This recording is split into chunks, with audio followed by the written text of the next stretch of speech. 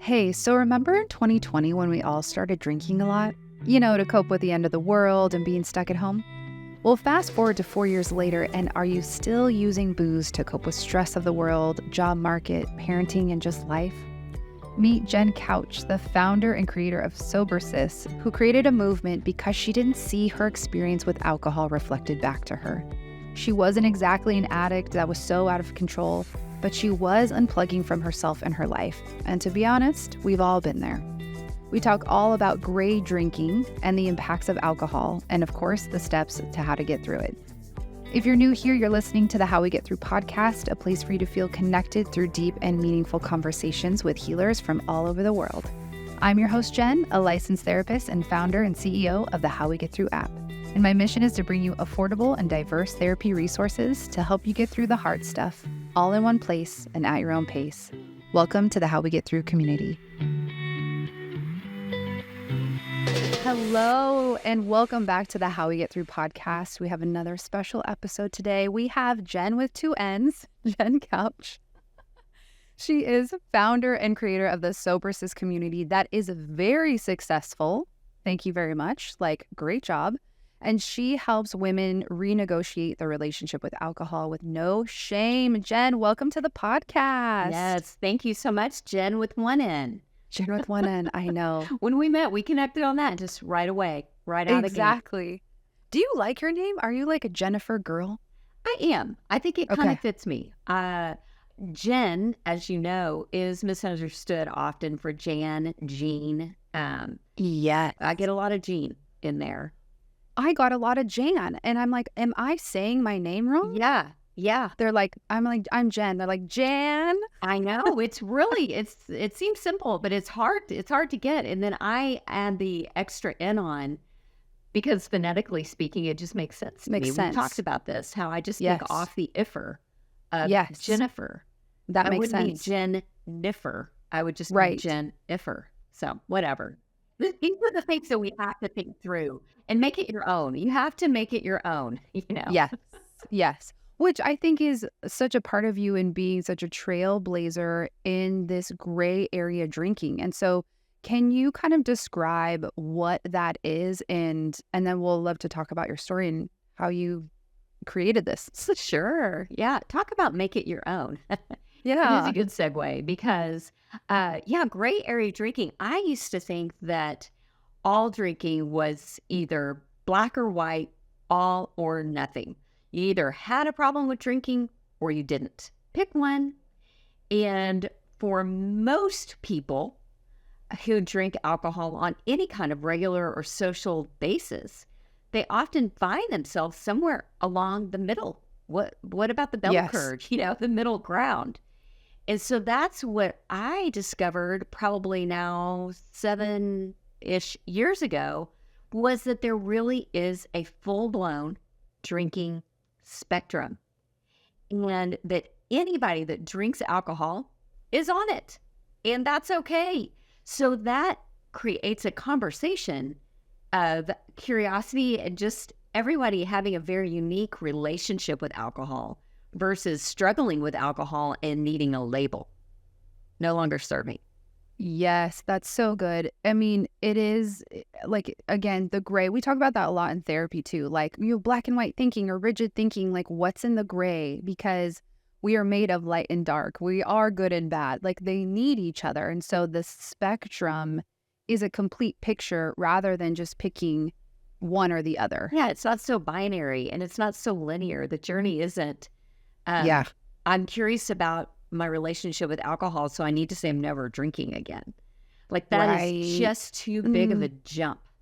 So I'm really passionate about normalizing the conversation around drinking and alcohol without having to wear a label to do it, like you said at the beginning, without shame, without judgment, really without a bunch of rules, but more like curiosity, a lot of compassion. I mean, we live in an extremely alcohol-centric society that makes it very appropriate to talk about when it's good and fun, and all the marketing and messaging, to moms and to women is all about rosé all day. All day. All day. Mm-hmm. I mean, pull side.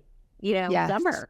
And no one almost is allowed to talk about the downside, the hangover, Ugh. maybe the foggy mind, maybe the loss of the filter with the hubs Yeah. later that night. No one's really talking about that. And I think that's the shadow side of, if you will, of alcohol. And I think it's okay to talk about both sides. Like, I really enjoy the way it makes me feel. For 20 minutes, I dig the buzz. I Yeah. love it. I mean, Like, this is great. who doesn't, right? That's why we do a lot of the things we do, is we like the initial feeling it gets us. But when I play the movie forward, it's not really giving me what it is that I truly desire. It's Yeah. just a temporary fix. So Yeah. that's what I discovered anyway. What was your gray area drinking? What did that look like for you? How did that start? Because you kind of have a unique story in how you started alcohol or Yeah. when you started to drink.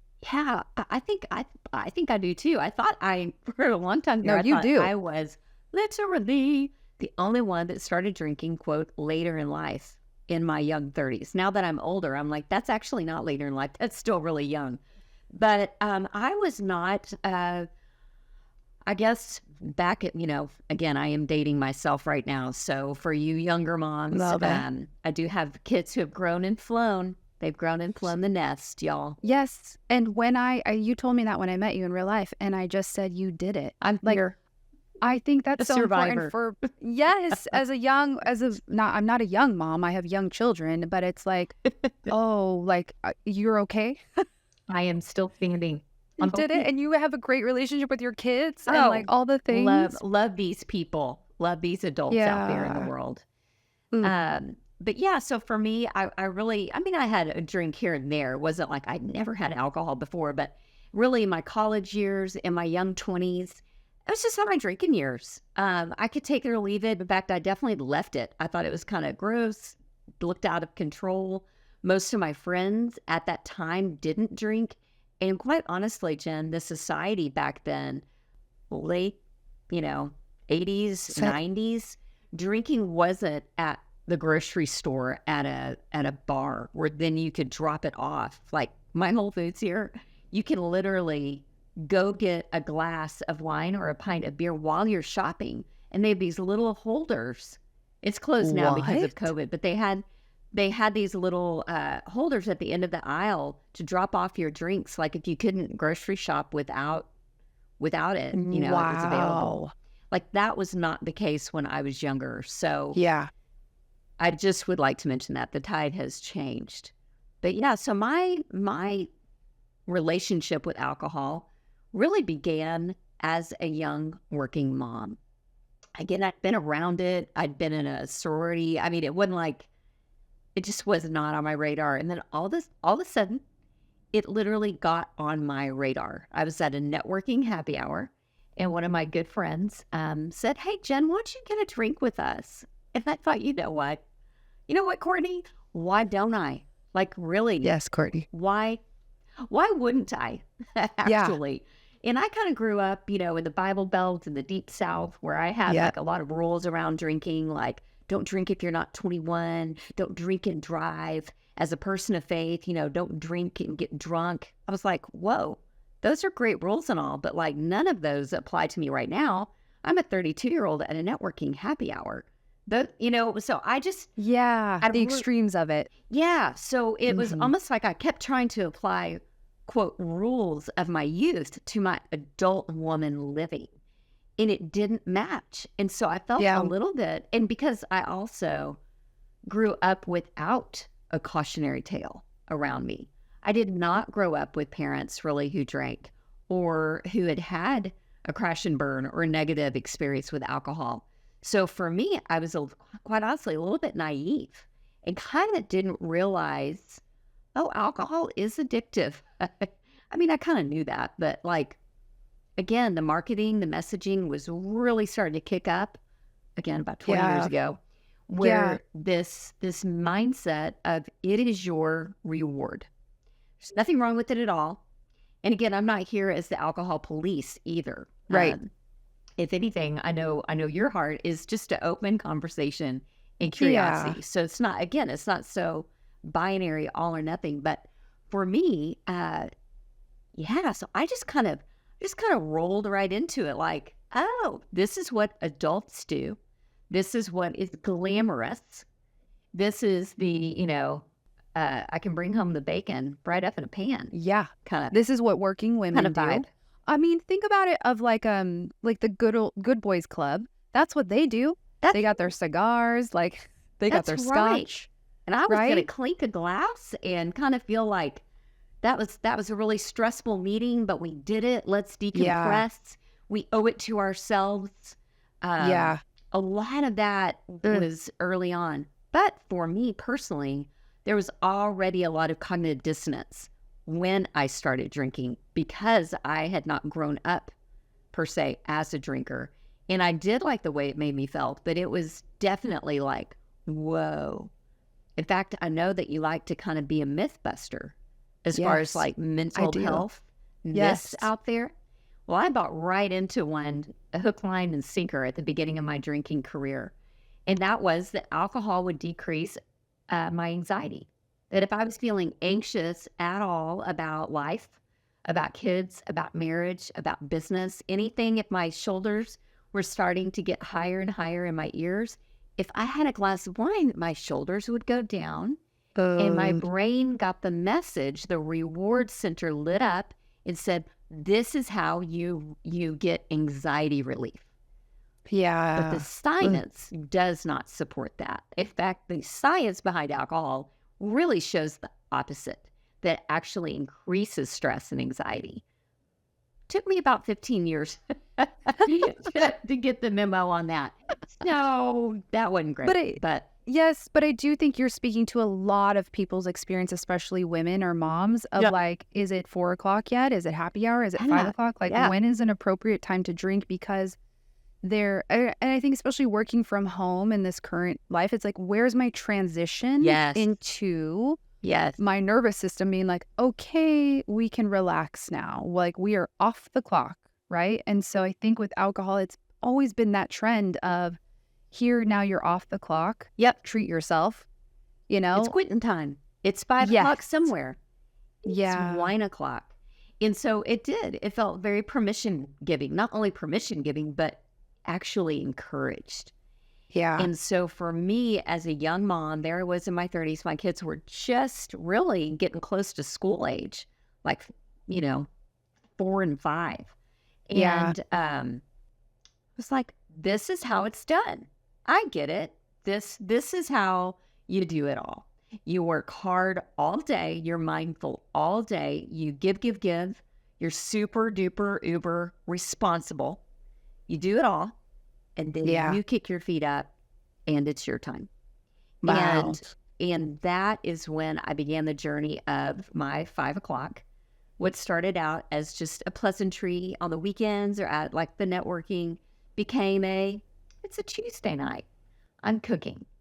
Okay, well, we've all been in the kitchen at 5 o'clock, and we know that we've got another, 4 or 5 hours left of mothering, of being on call. So that transition was like, okay, I need to just make this a little bit more fun. Maybe it was sometimes boring. Sometimes I drank out of just boredom.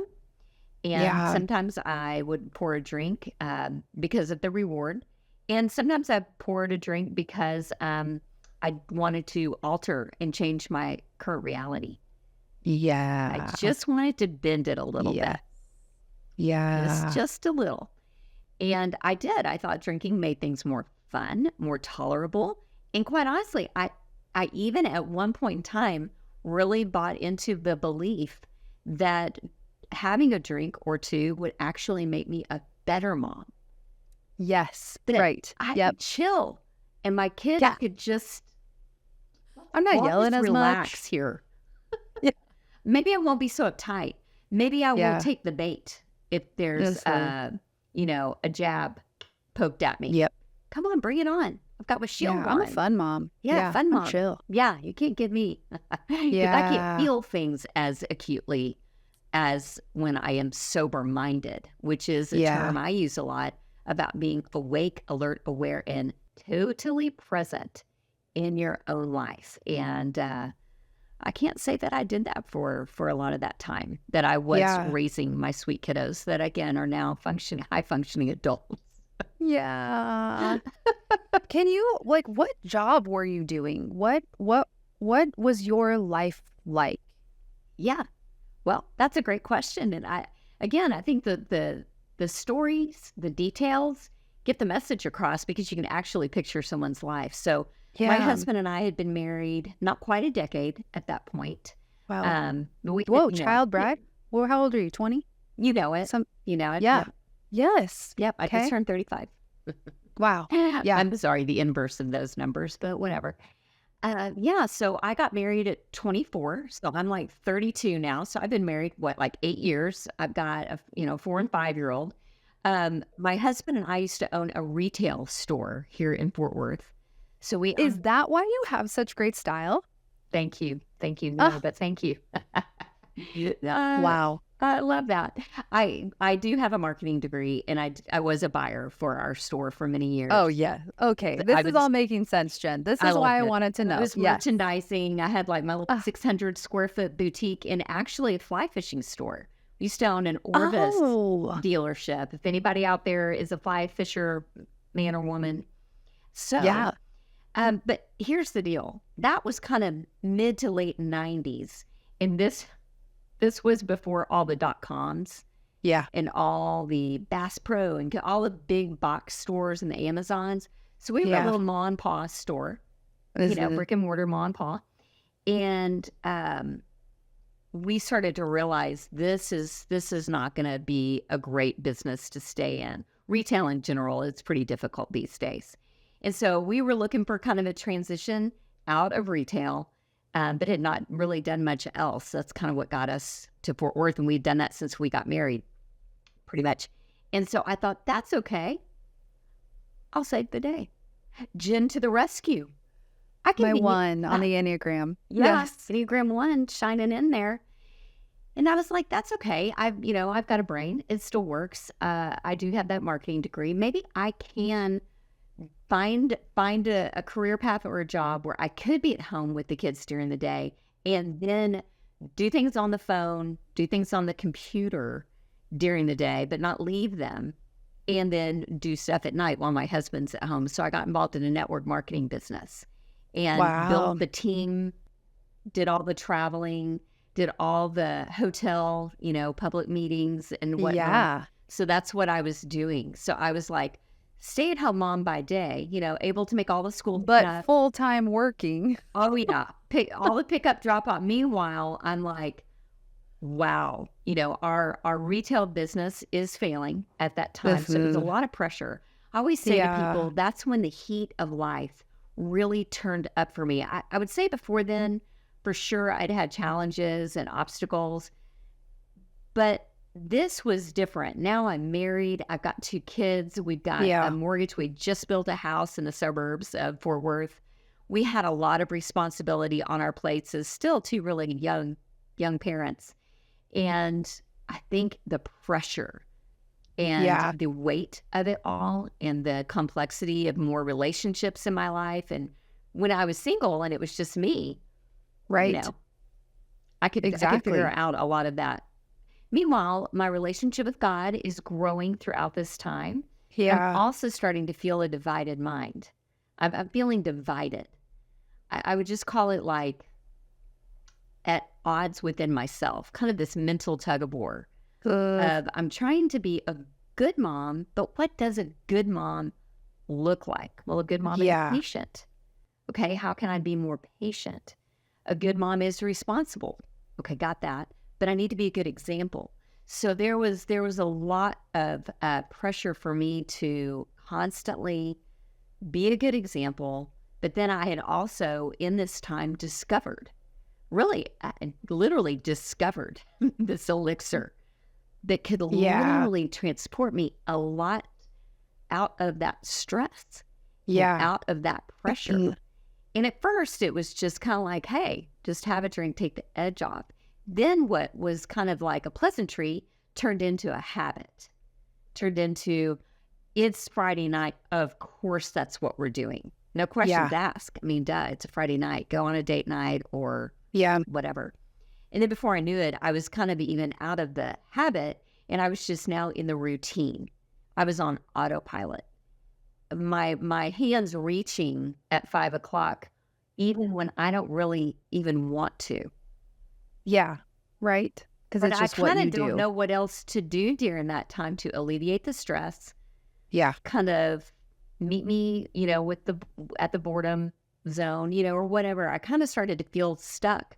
I started to feel kind of trapped in this relationship I had with drinking. But I could quit anytime I wanted, so I would. I would do all these little juice cleanses and 30 days, and I even went for a whole year towards the end of my 30s, right before I turned 40. My husband Craig and I did it together. We just took a whole year off of drinking. We just told our family and friends, "Hey, we're just taking a year off." They're like, "Why?" We're like, "I don't know." And we're buying organic milk too. Yeah. So y'all just That's just where we're at. we're just trying to get healthy. And we did get physically healthy. But I would say mentally and emotionally, nothing really changed on the inside for me. I didn't learn anything. Yeah. I just used a lot of willpower. I had a buddy to do it with. My drinking buddy was on board, so that made it easier. And, I lost my 15 pounds, started doing Bikram yoga, rocked the bikini, felt great, looked better, felt better, slept great. But I didn't attach all of those great things to not drinking as much as just willpower. Yeah. So, I mean, I'm sometimes I like pull a thread with things, and it just seems on both sides of the coin, the perfectionism around, I'm going to do this well, and I'm going to do this well. And what I'm hearing you say is like, there is a part missing of like, but why am I doing this well? Or what is underneath this that I even have to do this so hard, on both sides? Like, because you even just you talking about your career and like you like jumping in to save the day, your entrepreneurial spirit and who you are has created this community. And so there's so much strength and beauty in that. And then also at times it can be this driving force that forces you, even though it's healthy for a year, right? Right. It was like it was willpower and white knuckling. Totally. And in this perfectionism, I was like, well, what else was there for me emotionally, mentally? And that shit's hard to look at. It is. That is not fun at all. Yeah, I was pretty much just kind of behavior modification, like kind of cleaned it up on the outside. I didn't like that we had, whiskey and tequila and vodka up at the top of our pantry while I was homeschooling by day, and then the kids would go to bed and we could make a cocktail. Like for me, growing up in a bit of a teetotaler atmosphere, that felt like, oh my gosh, red flags. Why didn't we just have it out? Why was it a taboo? What was that? What was, as my friend Steve Carter says, what was the thing beneath the thing? Yeah. And at that point, I hadn't even gotten close to popping the hood of my own journey at all. I mean, girl, I was just about to get it going. I was just about to turn 40. My oldest was just about to turn 13. I mean, I just needed, at that point, I didn't even know to buckle up. I mean, and that's what I needed to do. It wasn't time for me yet to have this alcohol-free journey that I've had now at that time, because I wouldn't have learned what I've learned. But boy, it would have changed the trajectory of my 40 to 45. Those were the wilderness years for me. But I'm grateful for them now. Yes. Yeah. And I mean, I think also just that year of sobriety is also if you look back at like a catalyst or a special time in some way of, when we have a lot of empathy for ourselves, like, oh, sweet Jen, like you did all the things and, and you weren't ready because you had to get through. Yeah. All of that. Fire to walk through first. Yes. Exactly. Yeah. But again, it's not even just your own fire. It is your family. It's your kids. It's your husband. It's your It's your work. It's not fair to say like, oh, I just wasn't facing my own stuff. It's like you, as a mom, you're facing everybody's, That's right. That's right. including yours. I really was doing my best at the time. And I can honestly look back with compassion at myself then and now and just go, wow, Jen, I really see you now for who you were at that time. And I think for me, even talking about alcohol was so shameful because I felt like even the word alcohol or the word sober or addiction was so loaded with so much stigma and stereotyping and like, oh no, we cannot talk about that. Keep that down. And all I was doing was really wanting to talk about it out loud to see if other moms were kind of feeling the wine o'clock pull too. Yeah. But my shame kept me isolated. And then we all know what happens in isolation. Anything that you're feeling controlled by becomes even more controlling. And the more I tried to not drink, the more the pressures, the anxiety, the performance, the perfectionism, the gotta be a perfect mom example would bite me. And and is that what happened when you turned 40? You're like, 40, big blowout, we're going hard, and you started drinking again? Well, actually, that's what I would do. That sounds more fun than actually what happened. I like your I'm version. about to be 40, so I'm like, blowout party. Yeah. You know, but no. Let me tell you, it was like, okay, 38 to 39, no drinking, feeling amazing, looking good on the outside, right? We're looking good. And then that 39 to 40, we're moving, we're transitioning. I've gone from homeschooling my kids to trying to get them back into a real school. You homeschooled? I don't think I caught on that. Yeah, homeschooled for 3.5 years. Thank you in for the your midst service. of a lot of this business transition. And so, and my sweet brother, my younger brother, literally got married the weekend I turned 40. So it was like family turned there, which was good. It was like over there. Yeah. And that was also the summer we made this huge move. So my 40th birthday got lost. Literally got lost in the shuffle.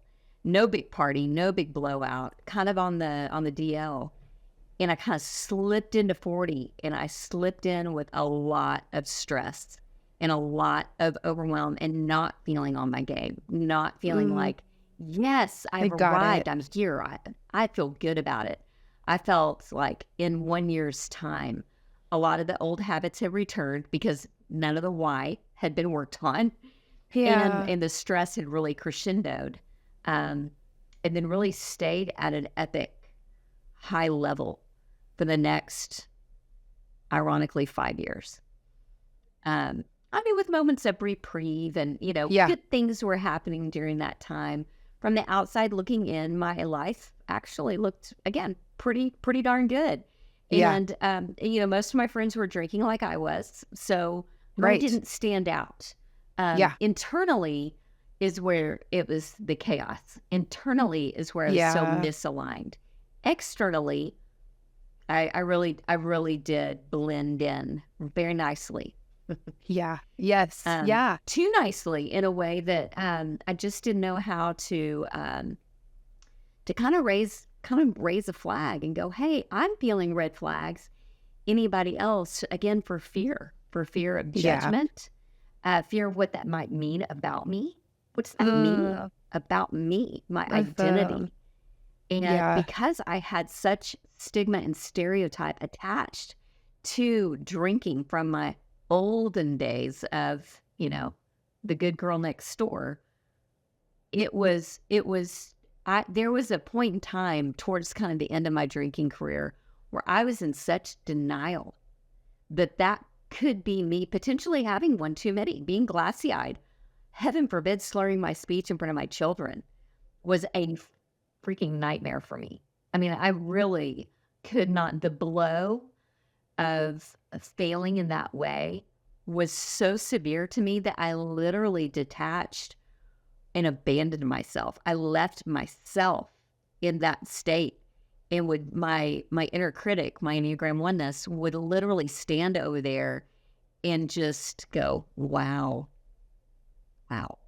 get it together. And of course, the harder I tried to get it together, Right. in silence, in isolation, with pressure, with shame, obviously, the worse it became inside. Again, outside, now within my own family structure, everything's a mess over here at that time. I mean, we were Yeah. very, in my opinion. Can you talk more about that if you want? Sure. Like, what does that, because I think that's really pulling back the curtain of a lot of families and a lot of moms. Of like, this is a shit show. How do we get through this? Absolutely. It really was. And again, going to church on Sunday mornings were good. Yeah. The private Christian school were good. And you had all new friends. I at did this have point new because you friends, moved. and a lot of them were in my same boat as far as just, navigating these teenagers. We'd never done this before. Right. We're new moms to 14-year-olds. We don't know what we're doing in that way. And so I'm a big fan of the Enneagram. I don't know if you are your audience, but I do tend to talk about it a lot. And so my whole family, my husband and our 2 kids, we're all in the gut triad. We're all in the anger triad. We're all the different numbers, but we're all there. So how we all dealt with conflict and chaos was very telling during those years. And we've got 2 8s, a 1, and a 9. Wow. In our family of 4. And so obviously 2 are very similar of those 4. And the other 2 are very similar. And the intensity, the amount of anger and frustration. For some, it was explosive, and then they would move on. For others, myself, there would be a lot of suppressing, like very aware of it and suppressing it because it felt bad. It felt out of control. I'm not a yeller. I am kind of a thrower. It's got to come out some one way. of my values now is honesty. So I just caught myself about to say I'm not really I am a thrower. Not anymore. Great. But back We then, accept it. in the privacy of my own home, usually alone, I would just really want to pick up a shoe and just really nail it. So whatever that is was very there. And then my sweet son, who's a 9, would literally just feel so uncomfortable with the amount of conflict and chaos in his external world in our home. So I'm drinking in the kitchen while I'm cooking. He's at the golf course or hiding in his room. And then my 2 sweet 8s are, like a going at it kind of closet, just going at it. And they're okay. They're the ones that are actually they're expressing their anger. And they don't really internalize any of that. So that's fun. So that's a lot of what was going on. And so my need to not lose control and feel in control was coming out sideways. And it was totally coming out sideways in the, I can smile, I can be quiet, I can even get in a car and go to dinner with that amount of chaos. But I'm probably going to need a pregame and have a glass before I go. Where am I going to drink that glass before I go with my family? It's a little bit awkward. It's a little bit odd. Mom, where's Mom? Okay, well, I just need one. I mean, I can get another one at the restaurant, but I need one to get in the car. Like it had become that much of an anxiety medication for me. Now, was I getting drunk on that glass? No. Was I using it medicinally? Absolutely. I was. I really, truly was. And when I kind of realized, wow, okay, this has gone from a habit to a little bit of a reward, to a routine, to a need. A need. I don't know if emotionally, mentally, I can do this without taking that edge off. And what it ended up doing, Jen, is it took my edge off, all right. It took all the edge off. And when I say that, I'm a big Brene Brown fan, and she talks a lot about how you cannot selectively numb. And that's what I was trying to do. I was trying to numb aspects of my life that I didn't like, that I found stressful, painful, sad, hurtful. and yet keep my joy and my resilience. And you can't do that. You can't numb one without numbing the other. And All of it. while I was numbing my anxiety or sadness, also numbing my resilience. And it got to the point where in my own mind, in my own heart of hearts, I started believing maybe I can't do this. Maybe I can't handle the chaos, the fighting, the fussing, the pressure. Yeah. And I knew that I could. That's what's so crazy, is because I think that's a kind of a key part of my story is I had a solid decade of adulting without it. And I knew that I had that resilience. I knew I did. And yet I had lost access to it because I believed the lie. I believed that the myth that alcohol was my friend, that it was a companion, that if I could lock arms, we could do it together. And when I was lonely or my marriage wasn't connecting, I was like, that's all right. Just go on the back porch, have my own little party, and just kind of zone out from all of you.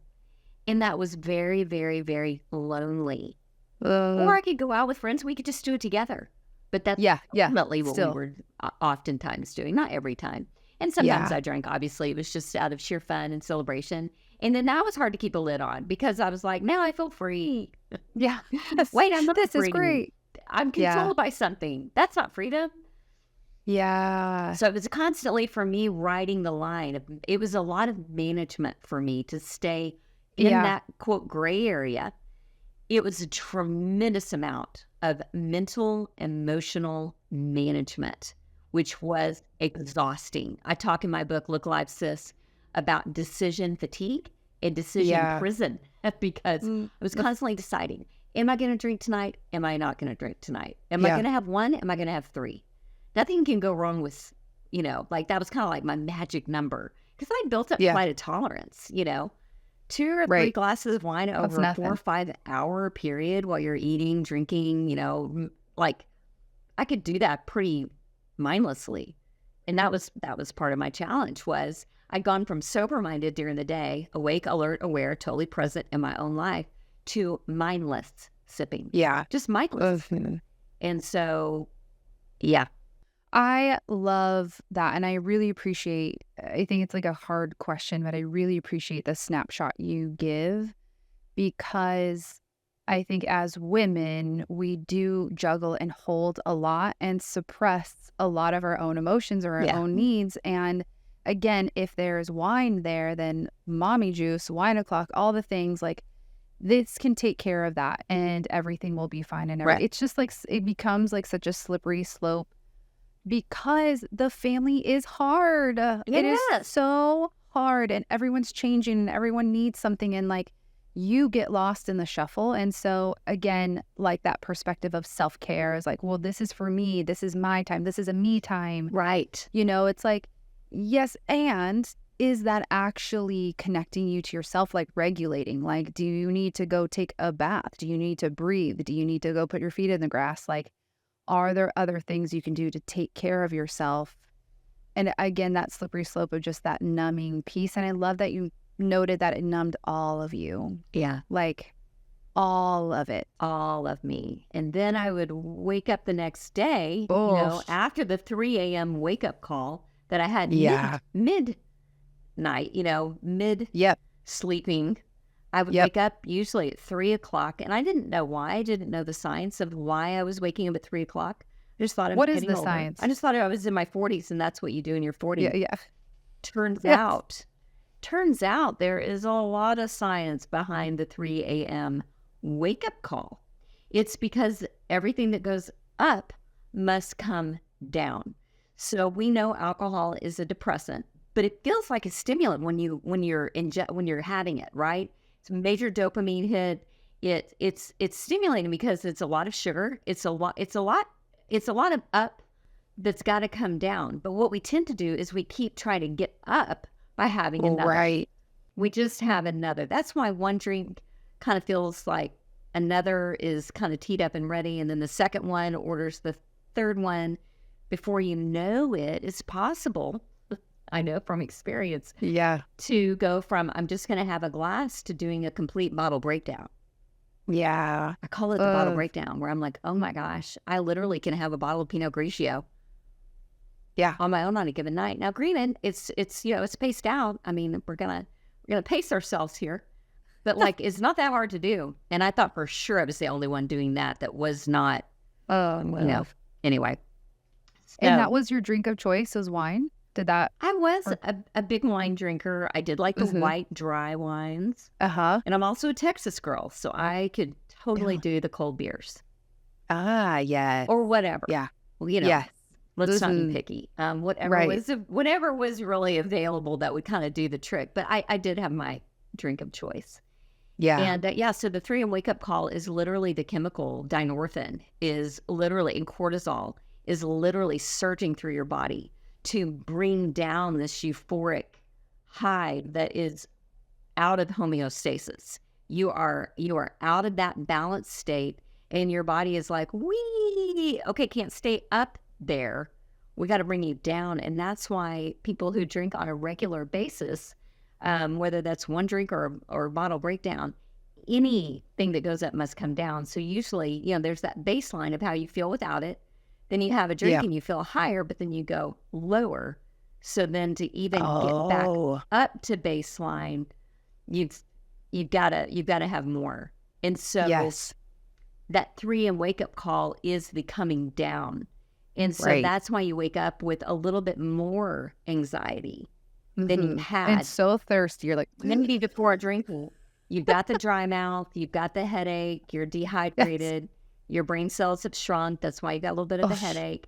And you go throughout your day, you go work out, you have your quiet time, you meditate, you do, your kale salad, you're juicing your greens, you're doing all the right things in an effort to detox your body, more or less, mentally, physically, emotionally, definitely physically. So we're in this detox all day. And then we go into retox again at night. I call it the detox to retox loop. Because it's like, oh man, shoot, did it again.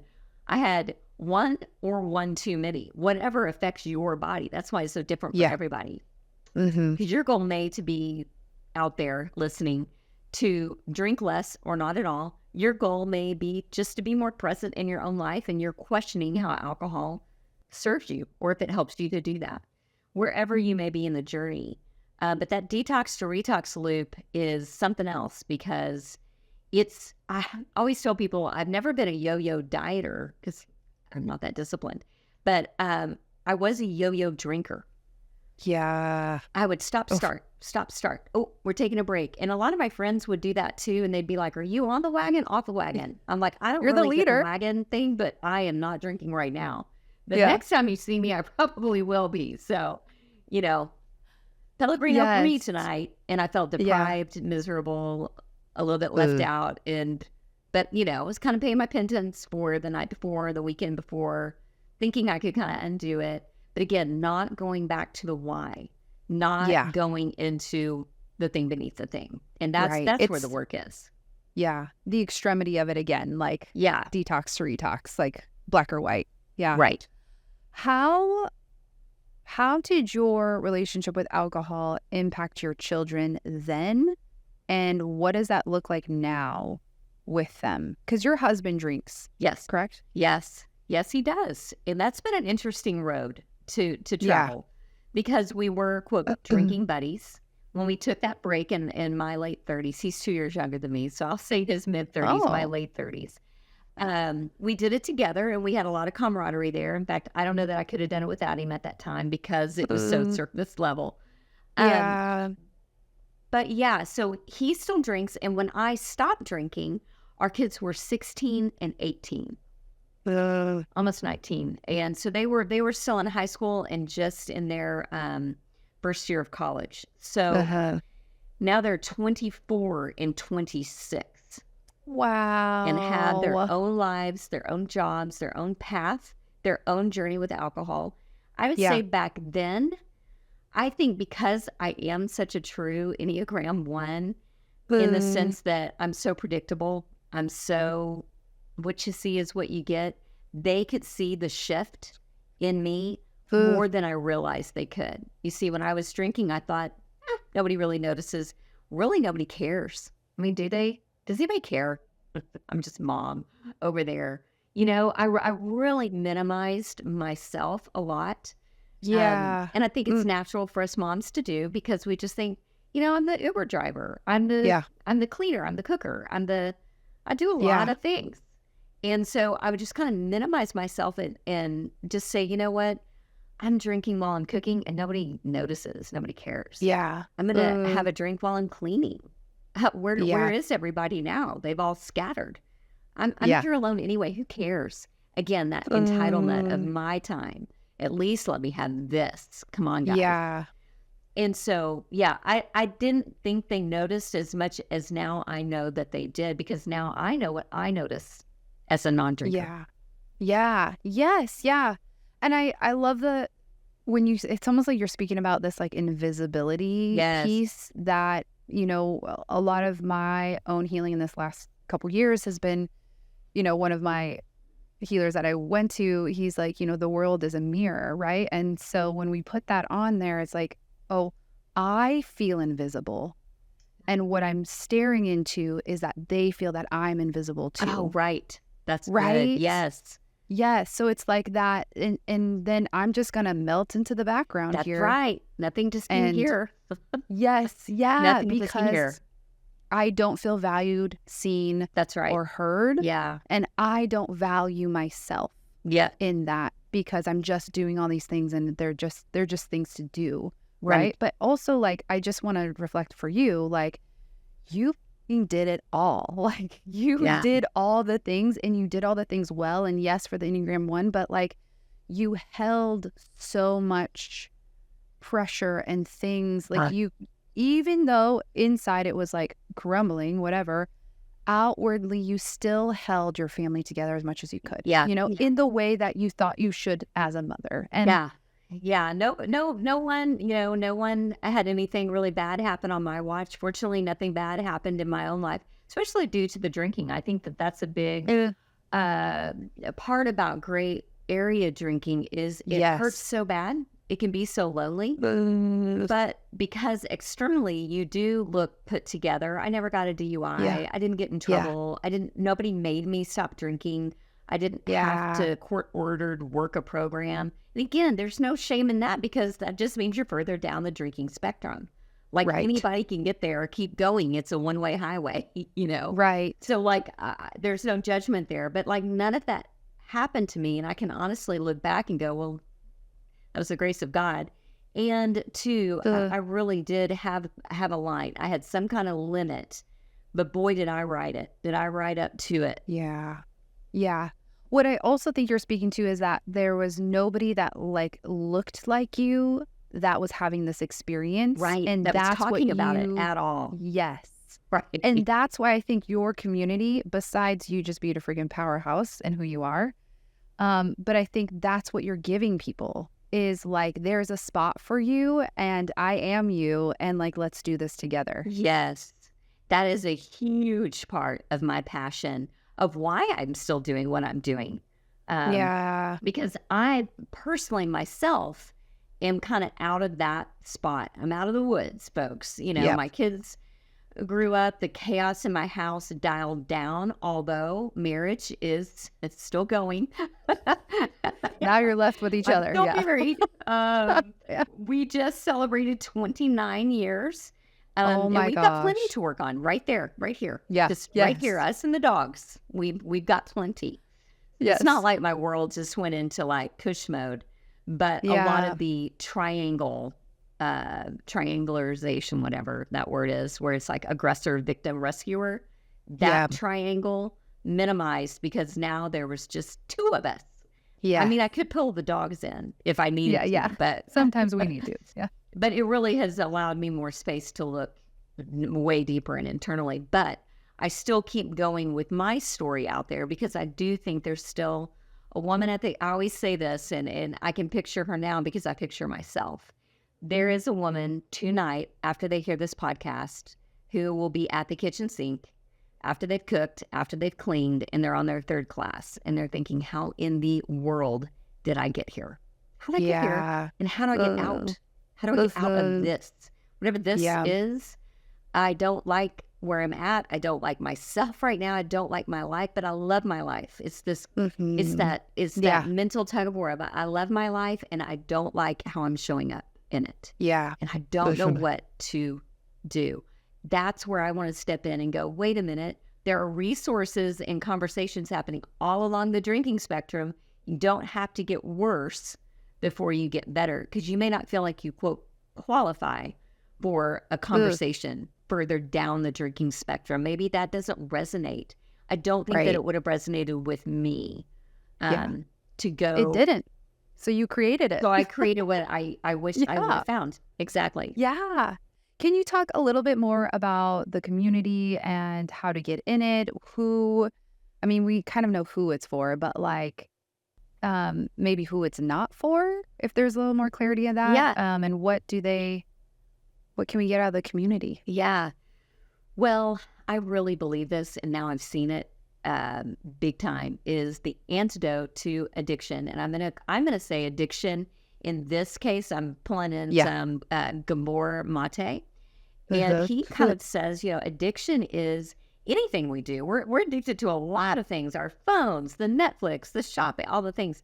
Anything that we do repetitively after we've had negative consequences, negative results. And that can be internal, external. So when I say addiction, that's what I mean it to be. And they say, and I believe it's absolutely true, the antidote to addiction is connection. And so that's what I was lacking during those years, that now that I think that's the secret sauce of SoberSis and what we're doing. We really are a sober-minded sisterhood of support. Women that span 6 different decades from all over the world, all different backgrounds. Some have been, drinking since they were 15 and now they're 53. Some are younger moms that are like, whoa, this culture is just unsustainable to me really living the life I want to live. I'm not sure though how to change. For example, an AA meeting. And again, I'm not here to knock any recovery program out there, but what if you could take a break with other women, not have to never drink again, but you could just pop the hood and look at it? That's more the vibe of our tribe. Is how can we just start the conversation where you can wrestle with this out loud? I believe people will find their way when they can be honest and be seen and be heard.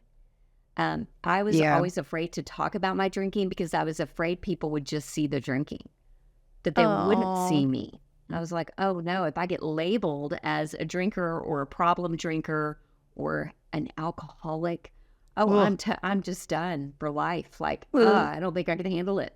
So how can I talk about it without fear of all that? Well, that's really what we're doing in SoberSis. Or just people that I think SoberSis is great for women who just for the health of it are curious. I think there's so much science and so much knowledge now when it comes to alcohol, just as a substance, that people are like, no, wait a minute, this doesn't really align with my health goals, or, I'm gluten-free. Why don't I think about being alcohol-free? Like, what does alcohol do to my body? And so it becomes less of a, moral failure, which it's really not, but it becomes more of an inquisitive, does this align with my goals? How could I even take a break long enough to know? Yeah, and that's a lot of what we're doing, is just giving women time and space to take a break, do my 21-day reset challenge. I call it a challenge because if you're used to drinking in the evenings, whether that's just on the weekends, like maybe you're good, and I'm putting this in air quotes for those just listening. If you're good during the week, your body is still in that detox to retox loop. If you're not drinking for 4 days and then you're drinking for 3, it's just a different loop. It doesn't have to be a daily loop. It can be a detox to retox loop, because it takes about 7 to 10 days to get alcohol and its effects out of your system. Most people who are social drinkers, regular drinkers, or heavy drinkers don't go 10 days without a drink. The cravings won't allow that. Yeah. normally. And so Mhm. I just provide a safe space to do that. I kind of clear the path, clear the Yeah. way to say, come on in, you can take a break here. You don't have to wear a label. You don't even have to say never forever. Do you want to get curious? Yes. Which I think, like, since the pandemic, 2020, I Yeah. had my second child January 2020, so I just didn't have to Wow. give birth in the That was craziness, which an I easy know some year. people. Yes, but I remember we were like, okay, we got to get beer and toilet paper. We got Oh, to get right. It was wine. We essential. Yes, happy hour is at 3:30. You could do it Like yes. quarantini on Zoom with your friends at 3.